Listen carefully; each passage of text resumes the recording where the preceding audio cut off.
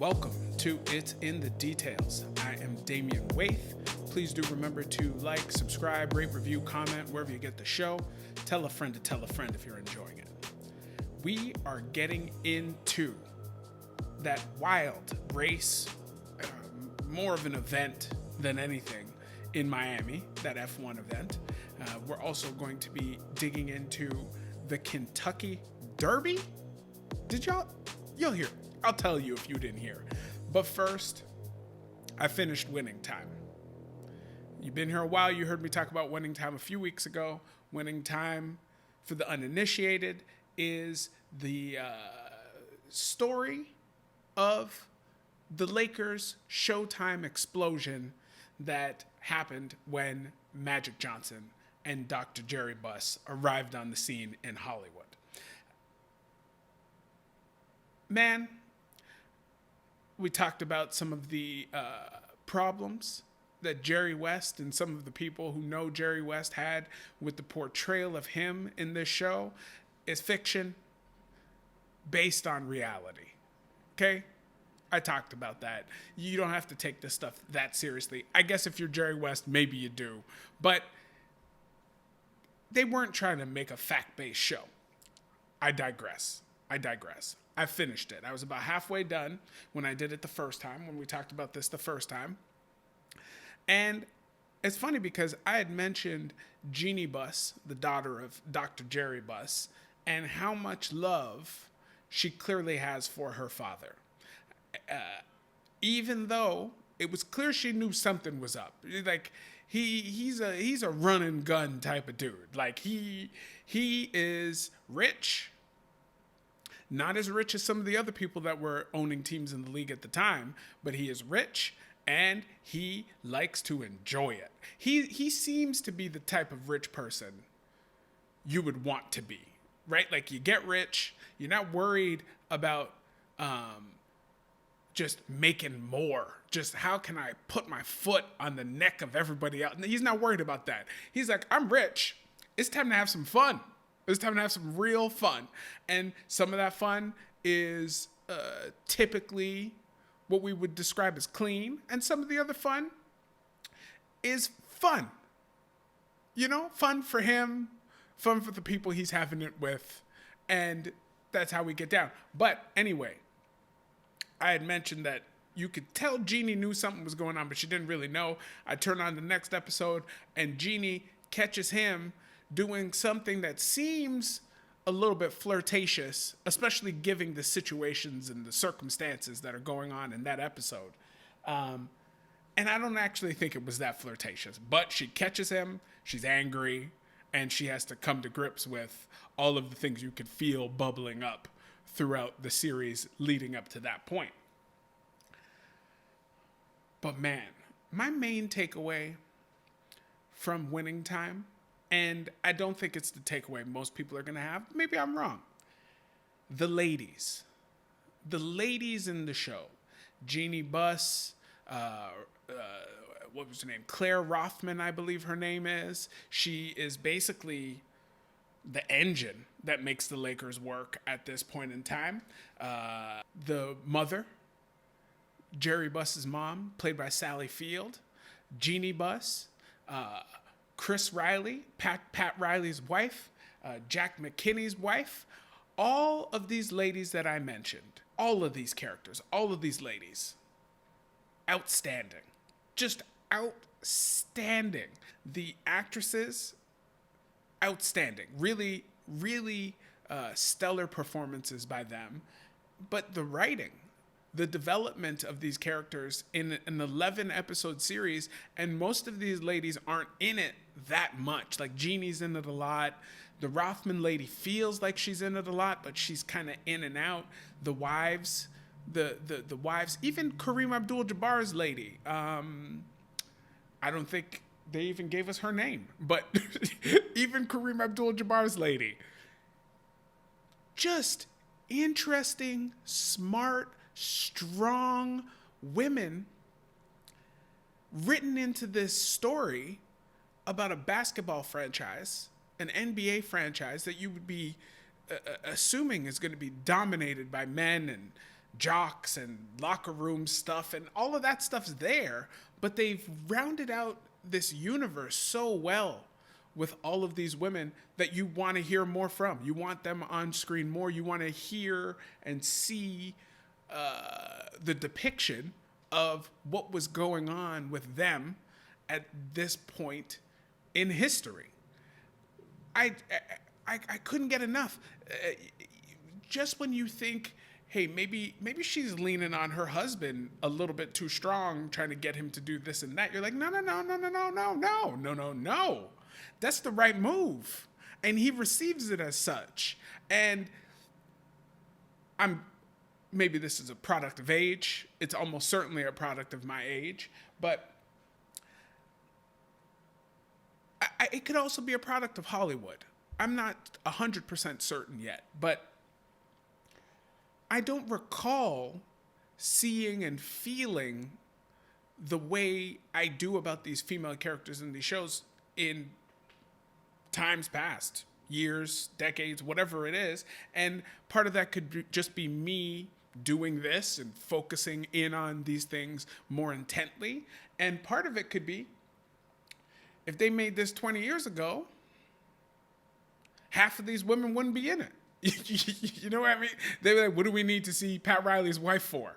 And it's like, well, I mean, it would explain some of his home life and what he's taking to work and stuff like that and how he's making these decisions.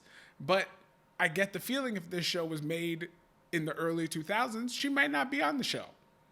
Same with Jack McKinney's wife. He was the coach. Yeah, he was the coach of the Lakers, and then he fell down, hurt himself, and then some other coaches had to step in. But his wife, you see what she's doing to support him and their family, and it's so good. Same thing with the Rothman lady. Just a shrewd businesswoman. Like, she knows what she needs to do. She knows what the business needs, and she's butting up against Jerry Buss, who was like, listen, we're going to spend the money. We don't have it. We're going to spend it anyway. We'll get a line of credit. We'll get a loan. We'll do what we need to do. But we need to spend the money to make this team as good as possible. We need entertainment. We need speaker sound systems. We need new TV screens. We need all this stuff. She's like, we don't have the money for it. Spend it. And she doesn't want to, but she follows this man's dream to make this franchise what it could be. And she sees it and she gets innovative and she works with Jeannie Buss, and Jeannie Buss is very smart. It's just all the ideas these ladies have, and it really rounded out the program for me. And I'm excited for season 2. I really am. Now, with that said, I also mentioned that Magic Johnson had his own documentary coming out on Apple TV. 4-part series called They Call Me Magic, and I've seen that as well. When I talked about Magic and his series, Magic said that winning time stuff, that's not the truth. If you want the truth, you got to watch They Call Me Magic. And I can't disagree with it.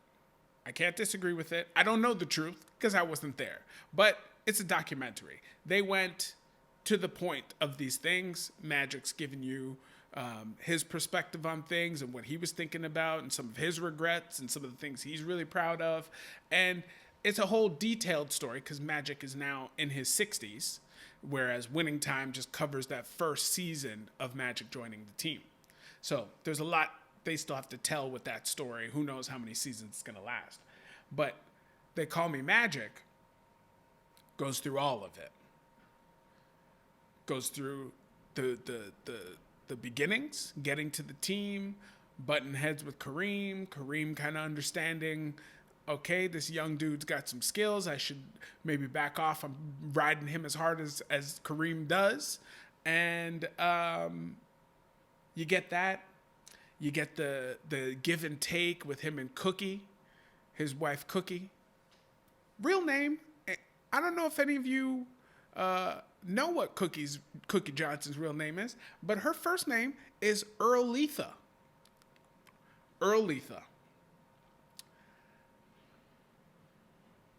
Black folks come up with some real names. We come up with some names. There's some names in my family I'm not going to divulge any of them, but Earletha is not that big a stretch. Okay, let's just put it there. So a black woman born in, I guess that would be the late 50s, early 60s. Earletha was a possibility. All right, so Earletha, we get the push and pull, the will they, won't they of Magic and Earletha from their own perspectives and some of their friends' perspectives and family as well. So that was great. We also get a good chunk of the devastating announcement when Magic finds out that he's contracted the HIV virus. And man, I was so young when that happened. Like I can kind of remember it, but not really. So this was really, really informative to see. And you get to see all the ins and outs of all the stuff that you wouldn't have been able to find out back then when it actually happened. Specifically, Dr. Fauci was on the scene. Dr. Fauci is in the documentary. Which Dr. Fauci? Pandemic COVID Dr. Fauci. That Dr. Fauci with a head full of brown/black hair. Okay? Infectious disease expert. That's who he was. So it was cool to see Dr. Fauci. I'm a little bit tired of Dr. Fauci because, I mean, this pandemic, right? But it was pleasant to see Dr. Fauci in the Magic documentary. So we get some Dr. Fauci. We also get some Isaiah Thomas, a bunch of other big NBA stars. But Isaiah Thomas, who, I don't know what you know about Isaiah, but Isaiah's taken some lumps from his contemporaries. It doesn't seem like there's a whole lot of basketball dudes that still love Isaiah. But at the time, Isaiah and Magic were thick as thieves, as they say. They were best friends. They would smooch on the court when they see each other before games, and they were good friends. And when Magic came down with the diagnosis, there was a little bit of a forced retirement situation, and then he ended up receiving the most votes for the All-Star game that season when he wasn't even playing. And he had a little bit of the itch to see if he could still play ball, and he wanted to come back. A bunch of players didn't want him to come back. And we get a lot of clips of Isaiah talking about the fact that we need to embrace him. He is our brother. And this is right at the time where we're leaning towards the Dream Team. And the Dream Team, if you watch The Last Dance, you'll know the Dream Team is the U.S. basketball team that they sent to the Olympics, with some say the greatest team ever assembled. And Isaiah was one of the greatest point guards in the game at the time, and nobody wanted to play with Isaiah. Right? This is all around that same time. So you get to see Isaiah fighting for his friend to be able to go compete in this All-Star game. And I just enjoyed seeing it because you don't hear a lot of good things about Isaiah Thomas. you just don't. He had a bad run here in Toronto with the Raptors. He had, I think, a worse run with the Knicks. Then I think he was coaching or an executive in the WNBA with one of their teams, and I think he got run out of there too. You don't hear a lot of good stuff about Isaiah. It's good to get a little time warp back into history to see Isaiah doing some good stuff, because I don't know him. I don't know how bad or good a guy he is, but he stood up for Magic when it counted back in the day. That was good. I enjoyed that. But that Magic doc, listen, I'll say this about the last episode, they wrap it all up, what have you. They get into his second career of being dominant in business, and dominant he is. I think Magic is a billionaire. I'm not positive, but he owns a part of the Los Angeles Dodgers. He owns a part of the Los Angeles Sparks. I don't know what's going on with those Magic theaters anymore. He got in early on Starbucks. Magic is rolling in it, okay? Magic's doing really well.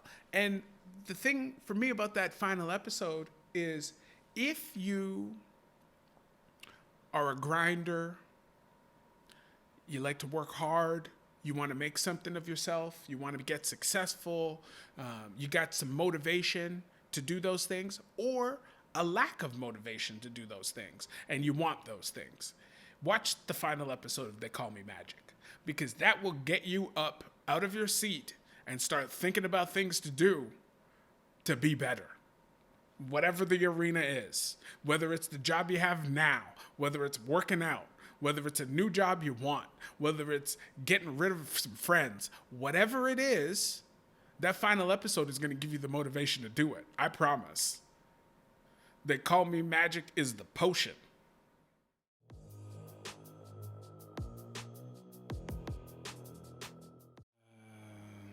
F1 went to Miami for the inaugural Miami Grand Prix.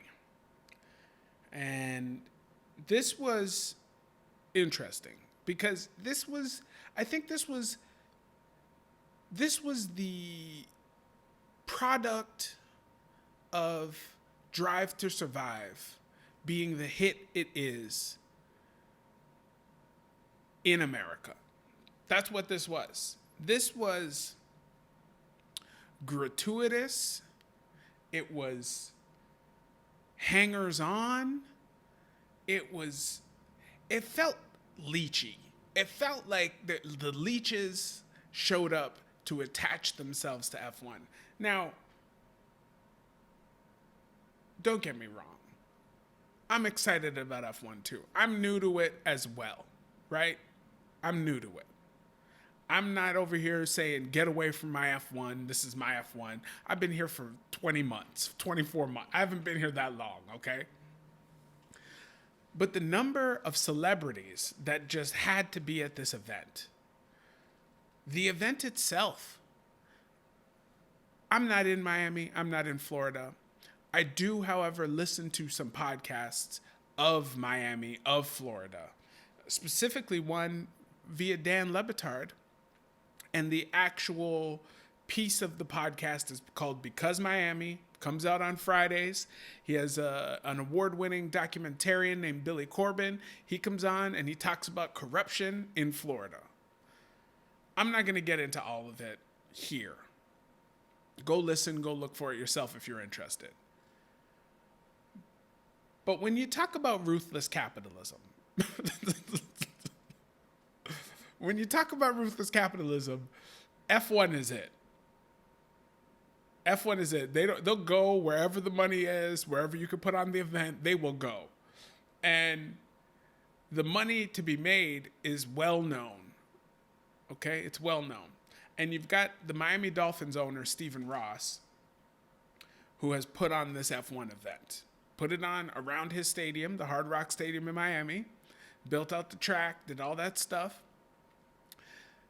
I believe I heard on Because Miami that the infrastructure in that area of Miami was not capable of handling the amount of people that were going to show up for this F1 event at all. Was not capable of it. And now when you talk about how big F1 events are, you're talking hundreds of thousands of people. I might be overestimating. 100,000, 150,000 people per day end up in this area to do the things. Infrastructure, not really capable of handling it. Good luck to the people who live around that area. Who knows what it was like? Who knows what Monday morning was like, let alone the weekend, okay? So there's that. Then you have the fact that the reports are, from this one F1 event, Stephen Ross is going to make more money. I'll call it revenue, not profits. Stephen Ross is going to make more money from that event, that one F1 event, than he will for all 8 home games for the Miami Dolphins. So 8 home games of the Miami Dolphins will not make them as much money as this one F1 race that took place this weekend. I'm just sharing the news, guys. I'm just sharing the news. Then let's get to the race and the F1 of it all. Currently, F1's switching up some rules. They've got some issues with some of the drivers and what they're wearing to race. They want to make sure that the drivers are wearing their fireproof underwear.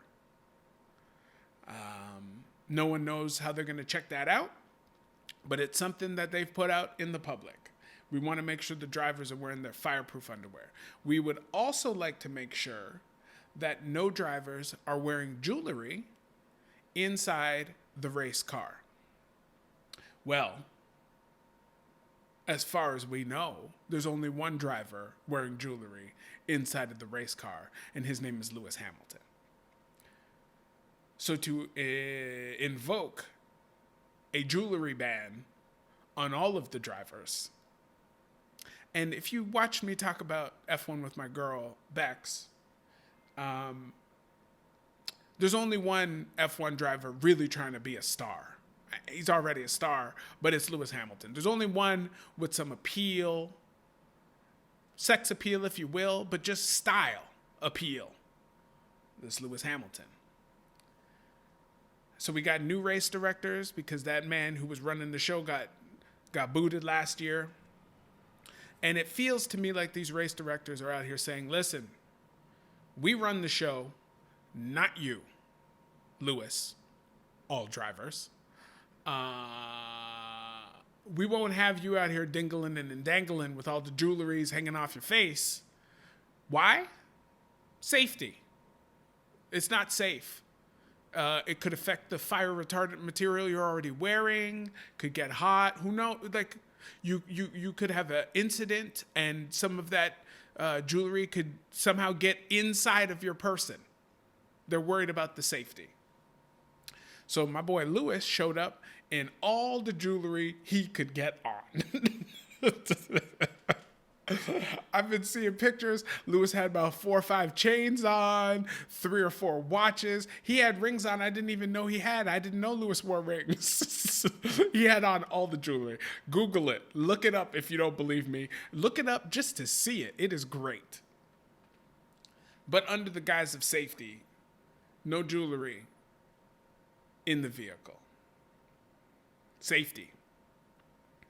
Now, let's talk about the track. Let's talk about the race.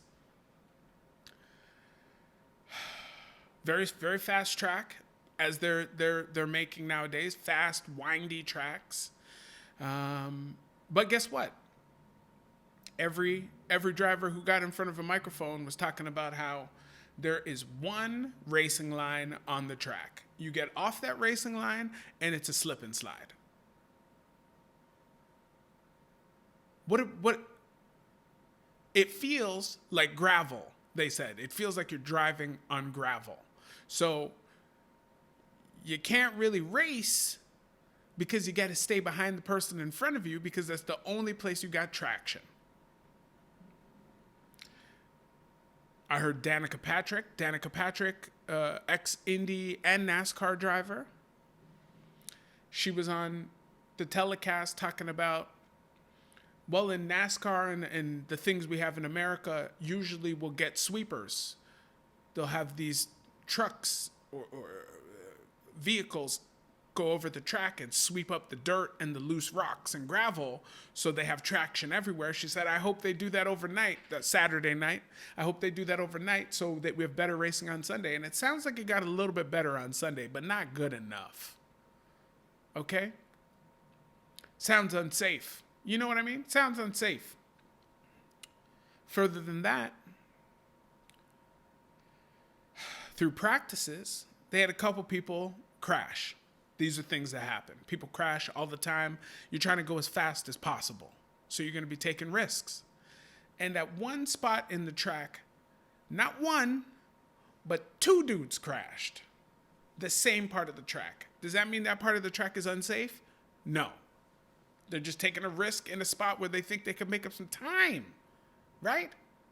However, the part of the wall that they smashed into is concrete. Just concrete. Hard, rock solid concrete. Both of them smashed into the same spot.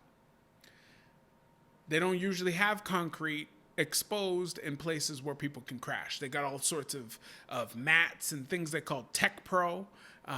Sometimes they're tires. Sometimes you see water jugs, well, barrels. You see all sorts of things to help slow the car down and reduce the violence on the driver in the car, probably doing 200 kilometers an hour.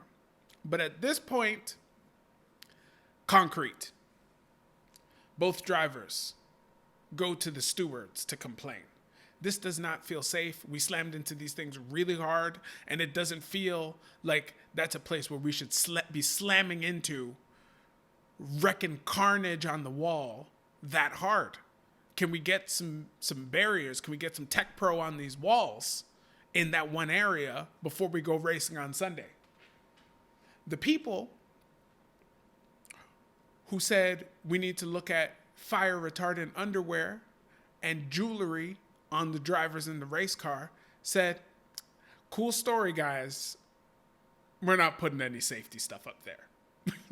We're not. Now, I'm not a circuit designer. I don't design racetracks. I don't know that a reconstitution of that wall and corner, not changing the corner, but changing the wall, could make it more dangerous. But the dudes asking for the changes do know if it could make it more dangerous. And they're the ones that said, worry about our actual safety where cars can slam in walls. And they were told to shoot. But in a couple weeks, I guess Lewis won't have that nose ring in that bothers you so much.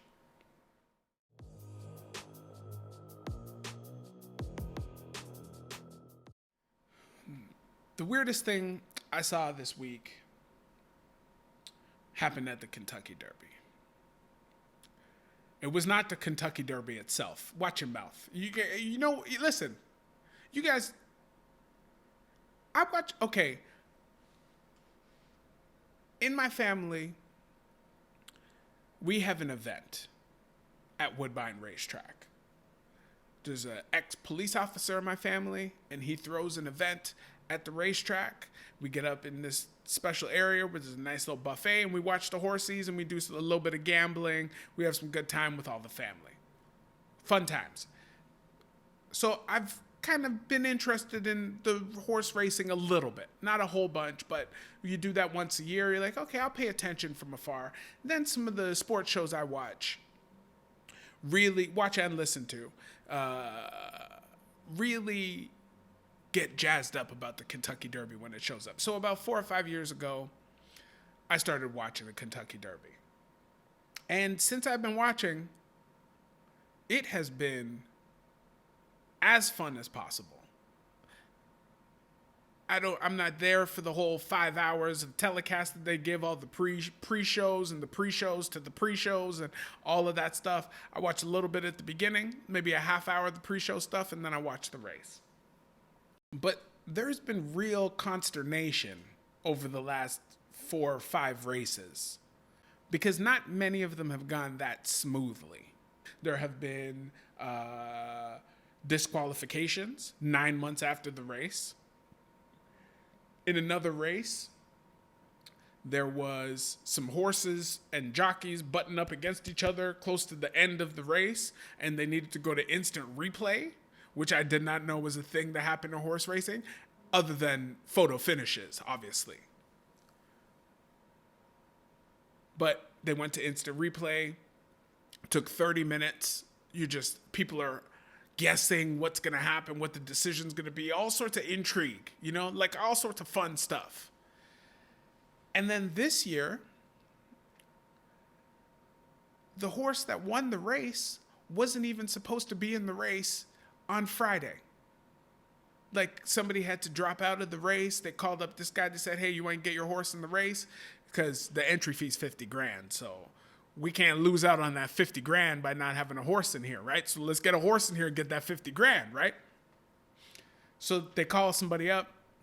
They got a horse named Rich Strike. Rich Strike shows up on time. 80 to 1. 80 to 1 odds to win. And Rich Strike wins. It's just stunning stuff. Just really people stunned. I've never heard a racetrack so quiet before in my whole life at the end of a race. Usually, people are cheering and screaming because they just made hundreds or thousands of dollars betting on these horses. But because the 80 to 1 horse that they had never heard of, most likely, just won, I can't imagine a lot of people won money at this race. There was a lot of opportunity. I think if you picked him and the next horse to win 1-2, you could have won like $300,000 for like a $1 bet or something like that. But who did that? Because 80 to 1. Yeah, I mean, you know, how could that happen? But even that was not the weirdest thing I saw this week. The weirdest thing I saw started in the pre-shows when they were talking to Drake, Toronto's own, OVO, Drizzy, Drake, and Jack Harlow, another rapper I can't imagine many of you know. Maybe you do. They did an interview with these two in some sort of lounge, and they were both drunk. drunk. Drake was real drunk. I've never seen Drake that drunk before. And luckily, Drake didn't say anything to get himself canceled or in trouble. All Drake said was, after rambling for about 3 or 4 minutes, he looked at the producer behind the camera and said, "Why are you giving me the wrap-up sign? Why are you doing this? Why are you doing this to the guy interviewing us? Who or what are you going to throw to that is more interesting than us right now?" Now, I will say Drake is a very braggadocious individual. He likes to tell you about how important and great he is at stuff. And I do not begrudge Drake of doing any of that. But this is the most outlandish version of Drake doing that I've ever seen. I'm sure you can find this on YouTube. So you got Drake yelling at people. Yelling. You know what I mean. Putting up a fight. A fuss, if you will, about them trying to pull away from him and Jack Harlow. Giving a really funny, nonsense, we're drunk interview, I gotta say. And saying, what are you gonna throw to that's better than this? And I thought, Drake is right. I agree with Drake. They're not gonna throw to anything better. Are we gonna listen to the 13th person tell us who they're picking to win this race? Who cares? Who cares what you guys are picking? No one cares. I don't care. Right? Are you going to throw to somebody telling us what they're doing with this horse's shoes? That might be interesting. I could get down with finding out what's going on with these horses getting ready for this race, right? They threw to none of that, y'all. The next segment was back at the desk, the main desk with Mike Tirico and a couple dudes, horse guys, I guess, some horse dudes. And I assume one of them was a jockey. Because when they went to this next segment, this jockey, ex-jockey, in a suit at the pre-race show desk, was standing on top of the desk pretending to be a jockey, showing us what the jockey needs to do on this horse. And I don't know how much horse racing you guys pay attention to, but those jockeys are, I mean, diminutive, maybe not a small enough word for how these jockeys are built, right? So let's call this man 5 feet. Let's call him 5'2". Let's call him 5'3". You know, let's give it up to the man. He's 5'3". So this 5'3" man has to get down into the jockey crouch in his suit on top of a desk. And Drake, I gotta say, you were wrong, man. This was more interesting than you because I could not believe it. Now, as a tag team, going from drunk Drake and Jack Harlow to the man in the suit doing jockey stuff on the desk, it's a great team. It's a great tandem, okay? But just the visual of this man standing on a desk in his suit doing jockey stuff, It was almost better than the race. And that race was outstanding. But with that, y'all, I thank you very much for joining me on another episode. As always, please remember to like, share, rate, review, comment, subscribe, do all the things. I'll see y'all in a week. Take care. Peace.